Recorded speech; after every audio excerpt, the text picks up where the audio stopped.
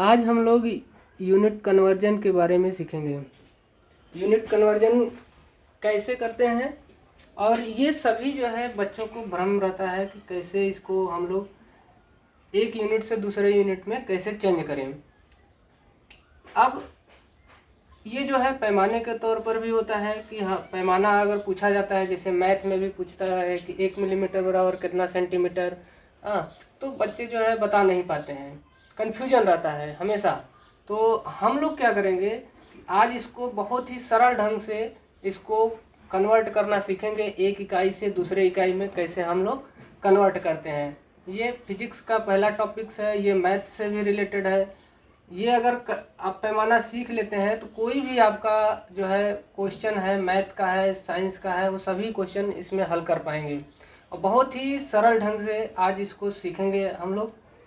तो चलिए हम लोग सीखते हैं कि यूनिट कन्वर्जन कैसे करते हैं, यानी एक इकाई से दूसरे इकाई में कैसे हम चेंज करते हैं। और एकदम सरल ढंग से, एक भी जो है याद करने की ज़रूरत नहीं पड़ेगी, सिर्फ आपको ध्यान से देखना है और आप ये सारा का सारा जो है पैमाना आपको याद हो जाएगा। ठीक है, तो अभी हम क्या करेंगे, सबसे पहले ये देखते हैं कि ये देखिए, सबसे यूनिट की सबसे जो छोटी इकाई होती है वो क्या होती है, मिलीमीटर होती है। और यूनिट की सबसे बड़ी इकाई जो होती है वो क्या होती है, किलोमीटर होती है। ये आप सभी को पता होना चाहिए।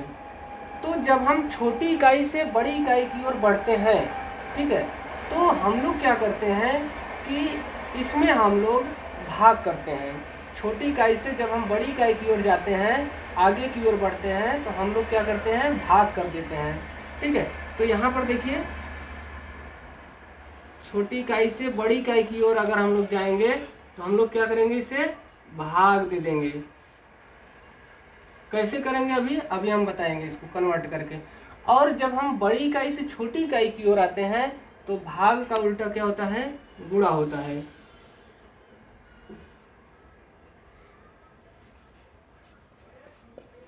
तो अब हम चेंज करना सीखेंगे। और ये जो पैमाना है, आप यही जो है 7 चीज़ याद करके आप कम से कम 300 से 400 पैमाना आप जो है यहाँ से निकाल सकते हैं। ठीक है, तो अभी हम लोग क्या करेंगे, देखते हैं। छोटी इकाई से बड़ी इकाइयों की ओर पहले हम लोग कन्वर्ट करना सीखेंगे, उसके बाद बड़ी इकाई से छोटी इकाई की ओर कन्वर्ट करना सीखेंगे बारी बारी से। तो सबसे पहले आप सभी को पता है कि एक जो है मिलीमीटर बराबर, 1 मिलीमीटर बराबर पूछता है क्वेश्चन आपसे, कितना सेंटीमीटर होगा, क्वेश्चन मार्क। ठीक है, तो हर एक बच्चे की कन्फ्यूजन हो जाता है, मन में कन्फ्यूजन रहता है। अगर उससे ये पूछा जाए कि 1 सेंटीमीटर बराबर, 1 सेंटीमीटर बराबर कितना मिलीमीटर होता है, तो बच्चा बता देता है,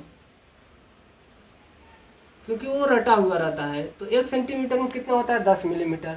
तो इसी को हम लोग देखेंगे कैसे इसे कन्वर्ट करते हैं और कैसे ये जो है आता है।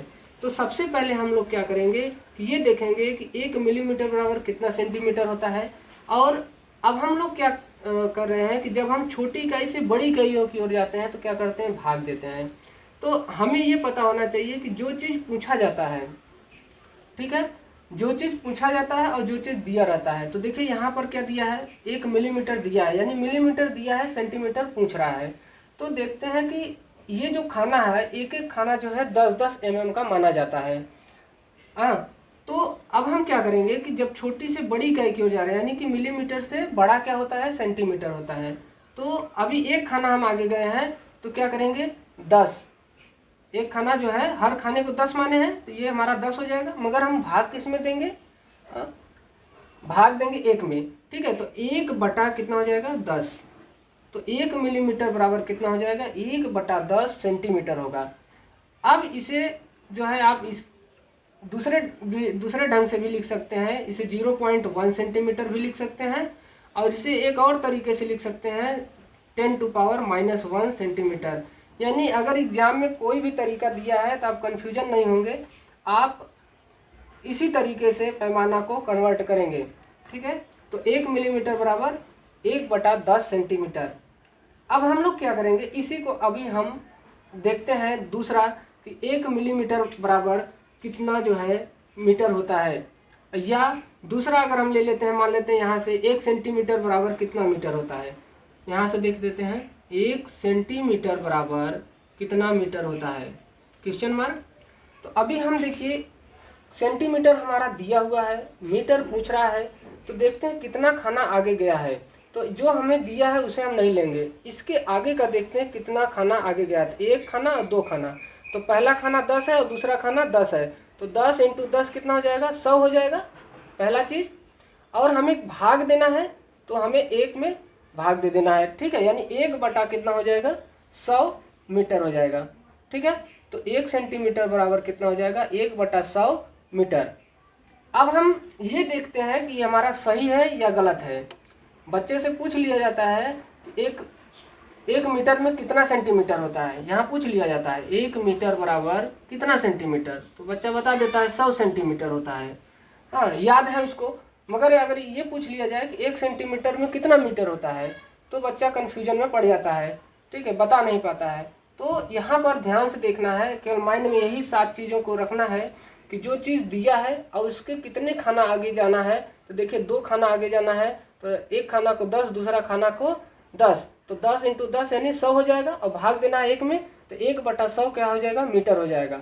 अब इसको हम लिख सकते हैं 0.01 भी लिख सकते हैं मीटर, और इसको और लिख सकते हैं 10⁻⁻² भी लिख सकते हैं। अब हम लोग ये तो सीख लिए छोटी इकाई से बड़ी इकाइयों की ओर। अब हम क्या करते हैं, इसी को बड़ी इकाई से छोटी इकाई की ओर अगर हम सीखेंगे, जैसे अभी हमने बताया 1 मीटर बराबर 100 सेंटीमीटर, तो बच्चा बता देता है। तो अगर हम देखते हैं कि भाग का उल्टा गुणा होता है कि नहीं होता है, इसको हम लोग सीखेंगे। तो चलिए अभी हम देखिए क्या करते हैं, यहीं पर हम बताते हैं। तो देखिए यहाँ पर अगर हम बटा 1 कर देंगे तो कोई प्रॉब्लम नहीं होगा। अब हम इसे क्रॉस मल्टीप्लिकेशन करेंगे, तिर्यक गुणा जिसे हम कहते हैं। तो देखिए 1 × 1 = 1, 1 क्या हो गया, मीटर। देखिए 1 में 1 का अगर गुणा करेंगे तो 1 मीटर हो जाएगा बराबर। अब देखिए 100 में 1 का गुणा करेंगे कितना हो जाएगा, 100। सेंटीमीटर है तो सेंटीमीटर लिख देंगे। तो देखिए 1 मीटर बराबर 100 सेंटीमीटर आ गया। तो इससे हमें पता चल रहा है कि अगर कोई भी अगर पैमाना है, उस पैमाने को बहुत ही आसानी तरीके से हम इसे आंसर दे सकते हैं। चलिए कुछ और करके देखते हैं।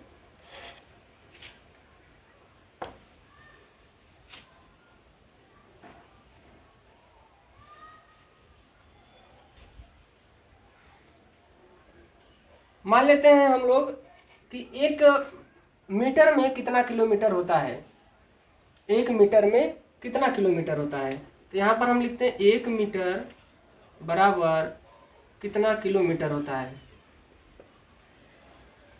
तो 1 मीटर में कितना किलोमीटर होता है, तो अभी हम कन्वर्ट करके देखेंगे।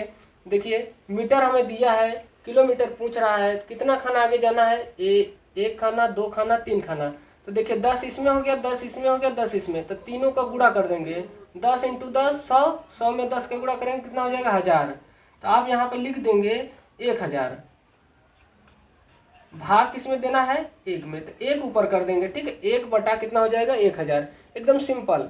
तो ये आपका जो है 1 मीटर बराबर, अगर आपसे कोई पूछता है कितना किलोमीटर होता है, तो तुरंत जो है माइंड में सेटअप किए रहेंगे कि 3 खाना आगे जाता है, और 3 खाना 10-10 का है, तो 1 लिख कर आगे 3 शून्य कर देंगे और उसमें 1 में भाग दे देंगे, यानी 1 बटा 100 क्या हो जाएगा, किलोमीटर हो जाएगा। तो 1 बटा जो 100 किलोमीटर होगा, यह जो है हमारा 1 मीटर बराबर 1 बटा 1000 किलोमीटर हो जाएगा। अब इसे हम कितना लिख सकते हैं, 10⁻³ भी लिख सकते हैं किलोमीटर, और इसे हम लिख सकते हैं एक और तरीके से 0.001 किलोमीटर भी लिख सकते हैं। अब देखते हैं अपोजिट साइड करके, यानी कि थोड़ा उल्टा करके, यानी कि बड़ी इकाई से अब छोटी इकाई की ओर अगर हम आ रहे हैं, तो देखते हैं कि ये सही है कि नहीं सही है। तो चलिए अभी हम क्वेश्चन नेक्स्ट बनाते हैं, बड़े इकाई से छोटी इकाई की ओर आ रहे हैं। तो मान लेते हैं 1 किलोमीटर बराबर कितना मीटर होता है। सबको पता है 1 किलोमीटर में कितना होता है, 1000 मीटर होता है, ये तो हो गया। अब क्या हम इस तरीके से, क्या ये सही है या गलत है, इसको हम देखते हैं। तो यहाँ पर देखेंगे कि 1 मीटर बटा हम क्या करेंगे, 1 कर देंगे, तो कोई प्रॉब्लम नहीं है, क्योंकि 1 बटा 1 को भाग देंगे तो 1 ही आएगा। तो उसमें कोई कन्फ्यूजन नहीं होना चाहिए। अब हम क्या करेंगे, क्रॉस मल्टीप्लिकेशन कर देंगे यानी तिर्यक गुणा। तो एक में एक का अगर गुणा करते हैं तो कितना हो जाएगा, 1 किलोमीटर। 100 में सॉरी 1000 में अगर एक का गुणा करेंगे तो कितना हो जाएगा, 1000। मीटर है तो मीटर, तो देखिए 1 किलोमीटर बराबर 1000 मीटर। अब देखिए अपोजिट साइड आए हैं तो ध्यान से देखिएगा। तो अभी हम किलोमीटर दिया था, यहाँ पर कितना खाना आगे आना है, 1 2 3, और सब खाने को कितना मानते हैं, 10 10। तो देखिए 10 × 10 कितना 100, और 100 में 10 का गुणा किया तो 1000। और यहाँ से भी हम प्रूफ कर रहे हैं कि इसको हम अगर हम तिर्यक गुणा करके भी निकालेंगे तो यही आ रहा है। ठीक है, तो आप ये 7 पैमाने से, ये 7 यूनिट से आप कम से कम 300 से 400 जो है पैमाना एकदम आसानी से याद कर सकते हैं। इसमें कोई भी आपको प्रॉब्लम नहीं होगी। अब ये जो मिलीमीटर, सेंटीमीटर, डेसीमीटर, मीटर है, ये क्या मापता है, यह जो है दूरी को मापता है। क्योंकि देखिए कभी कभी हम लोग क्या करते हैं कि बोलते हैं 10 मिलीमीटर मेजरमेंट करो, 10 मिलीमीटर मापो, हाँ 100 सेंटीमीटर मापो, 1000 मीटर मापो। ठीक है, ये दूरी को मापता है, ये आपको याद रखना होगा क्योंकि फिजिक्स से रिलेटेड है, भौतिक विज्ञान से। हाँ, तो यह जो है क्या होता है, दूरी को मेजर करता है। अगर हमें मान लेते हैं कि अगर हमें दूध लेना हुआ, तेल लेना हुआ, तो हमें किस में मिलता है, लीटर में मिलता है। ठीक है, तो लीटर में जब मिलता है तो हम कैसे इसको करेंगे। ठीक है, तो यहाँ पर हम क्या करेंगे, लीटर लिख देंगे, जहाँ मीटर है वहाँ लीटर लिख देंगे। पैमाना आपका क्या बन जाएगा, millilitre, centilitre, decilitre, litre, decalitre, hectolitre, kilolitre. ठीक है, अब अगर हम मान लेते हैं कि अब हमें मार्केट में जाना हुआ, ठीक है, आप उसी तरीके से सारा कन्वर्ट करेंगे।